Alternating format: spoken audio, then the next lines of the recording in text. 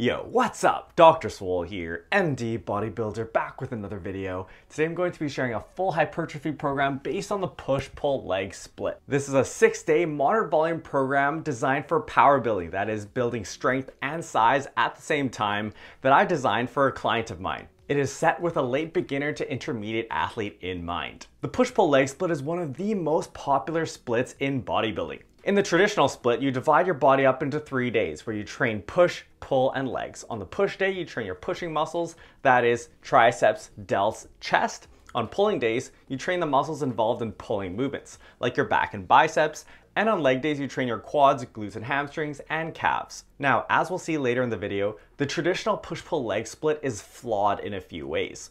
And I have fixed these flaws with a few modifications to the split. So you'll definitely want to watch to the end of the video. Quick outline for today, we're going to be starting off by giving you a full program walkthrough where I share everything you'll need to know to run the program yourself, including exercises, sets, and reps. Then we'll talk about the weekly setup, that is how to spread out your days across the week.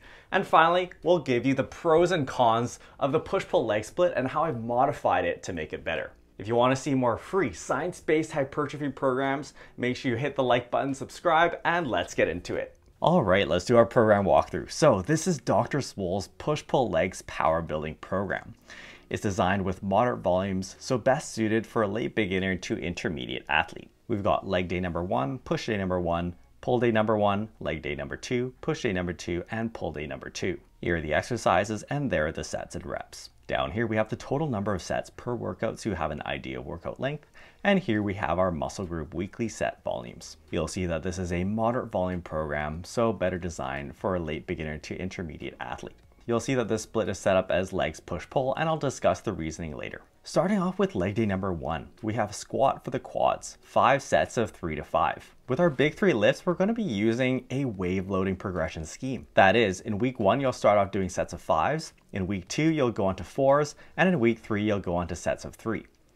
Then you'll come back to 5s, add weight, and then repeat. Next we have pause deadlifts, which I count for glutes and hamstrings, 6 sets of 3. And for these I'll have you pause about 3 inches off the ground for a count of 2. Next we have Bulgarian split squats, which I count for the quads and glutes and hamstrings, 2 sets of 8 to 12. Finally we have leg extensions for the quads, 2 sets of 10 to 15. Then we have lying dumbbell bicep curls, which are great for giving you a stretch, 3 sets of 6 to 10. Finally, we have cable curls for the biceps, 2 sets of 8 to 12. Moving on to push day number 1, we start off with bench press, 5 sets of 3 to 5, using that wave loading progression again. Then we have machine flies for the chest, 3 sets of 10 to 15, and then overhead cable extensions for the triceps, 3 sets of 8 to 12. After that, we have cable press downs, again for the triceps, 3 sets of 10 to 15, and finally some cable lateral raises for the side delts, 3 sets of 8 to 12. Moving on to pull day number 1, we start off with weighted chin-ups for the back, 4 sets of 6 to 10. Then we have single arm dumbbell rows also for the back, 4 sets of 8 to 12. And then barbell upright rows for the side delts, 3 sets of 8 to 12. Some people will also count these as a pulling movement since they also hit your traps, so I think they fit well on pull days.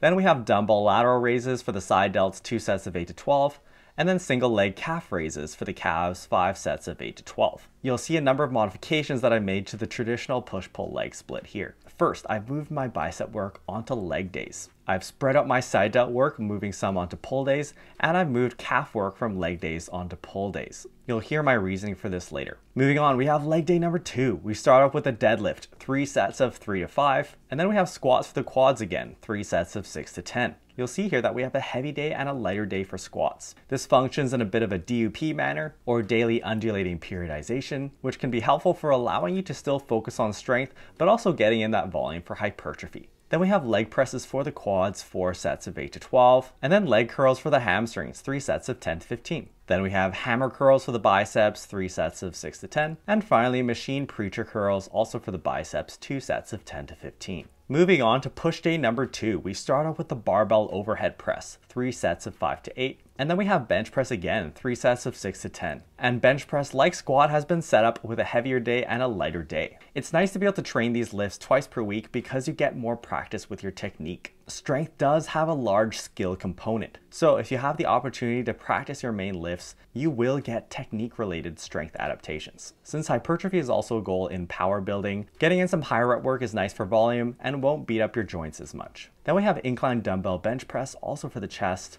3 sets of 6 to 10. After that, we have easy bar skull crushers for the triceps, 4 sets of 8 to 12. And then we have cable lateral raises for the side delts again, 3 sets of 12 to 20. Finally, we have pull day number 2. We start off with the barbell row, 4 sets of 6 to 10. You'll notice that we start off each day with a heavy compound movement. Legs push-pull works nicely for power building in this sense because we can hit each of these compound movements when we're fresh at the beginning of a session. And you'll notice that we're really able to dedicate some focus to our accessory movements like weighted chin-ups, barbell overhead press, and barbell rows. Next, we have reverse grip lat pull downs for the back, 4 sets of 10 to 15. After that, we have barbell upright rows for the side delts again, 3 sets of 10 to 15. And we've switched up the rep ranges a little bit from when we did them earlier in the week. Then we have dumbbell lateral raises for the side delts, 2 sets of 12 to 20. And finally, machine calf raises for the calves, 5 sets of 10 to 15. Notice that for the lengths of your days, day 1 seems to have significantly more sets than the other days, but this is because you have a bunch of sets of pause deadlifts. You'll be using a lot less weight on these, so they're not as fatiguing as your main heavy sets.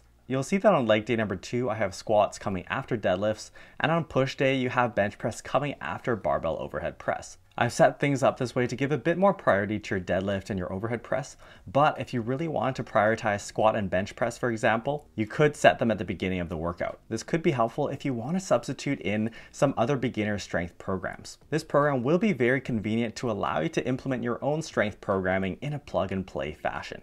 Quick aside, what program do you guys want to see me write next? Let me know in the comments below. Alright, now that you've seen the program, let's talk about the weekly layout. In this modified push-pull leg split, I have it set up as legs 1, push 1, pull 1, legs 2, push 2, pull 2, and rest.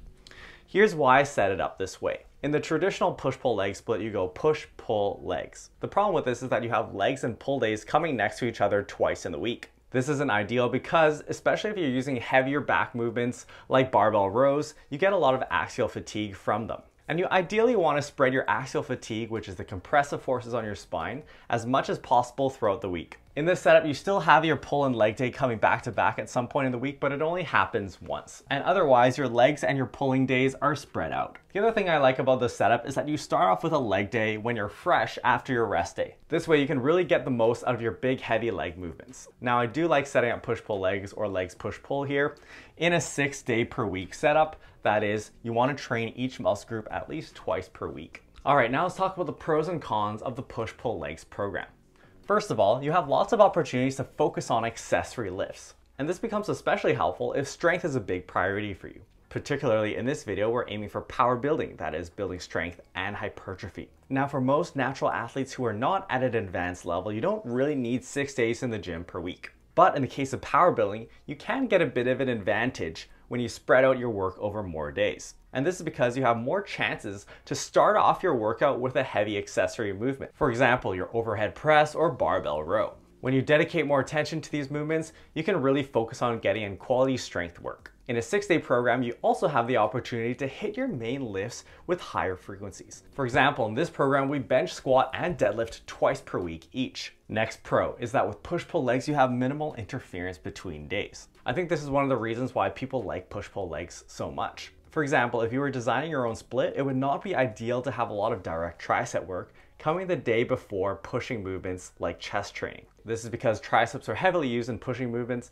and coming into that workout with sore triceps could impede your performance. And push-pull legs very neatly separates out your muscle groups. This, however, does lead to a disadvantage that we'll talk about in a minute. Finally, push-pull legs has pretty good fatigue distribution. I wouldn't say it's great because your leg days, for example, are still a lot harder than your push days. All right, now that we've talked about the pros, let's talk about the cons of the push-pull leg split. And I'll discuss how I've modified the split to solve these problems. First of all, arms and delts get fatigued after you're pushing and pulling movements in a traditional push-pull leg setup. For example, your pulling movements for back training use your biceps to quite a high degree. And if biceps come after back training on the same day, your performance on direct bicep work might not be ideal. This can also happen for triceps after pushing movements or delts after pushing movements. And you'll see how I've addressed this by moving our bicep training onto leg days and spreading out our side delt work. Next, the traditional push-pull leg setup has a relatively low frequency of twice per week for each muscle group. Now, I do think this is pretty solid as is, at least for beginners and intermediates. But even so, often the smaller muscle groups like arms and side delts will benefit from higher frequencies.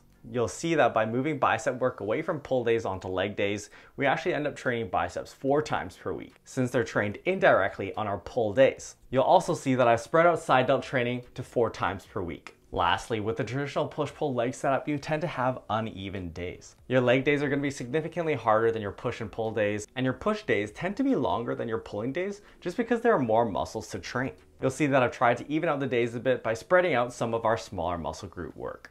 I do think this modified legs push-pull setup is superior to the traditional push-pull legs, so I'd recommend that you try out these modifications. Now, I will be sharing the full program as an Excel file in my Facebook group. So if you haven't joined the group already, find the link in the description below, join the group, and you can download the Excel file for free. I did write this program custom for a client. If you want to take your training to the next level and you want a customized program written by me, first follow me on Instagram. My handle is @DrSwole, that's Dr_SWOLE. DM me the word program and I'll let you know my prices. For those of you looking for a 6-day split, have you thought about the Arnold split? If you want to learn more about it, check out this video where I pit the Arnold split and push-pull legs head to head in a direct comparison. If you're getting value from this channel, make sure you subscribe and share this video with your fitness friends so they can benefit from it too. See you next time.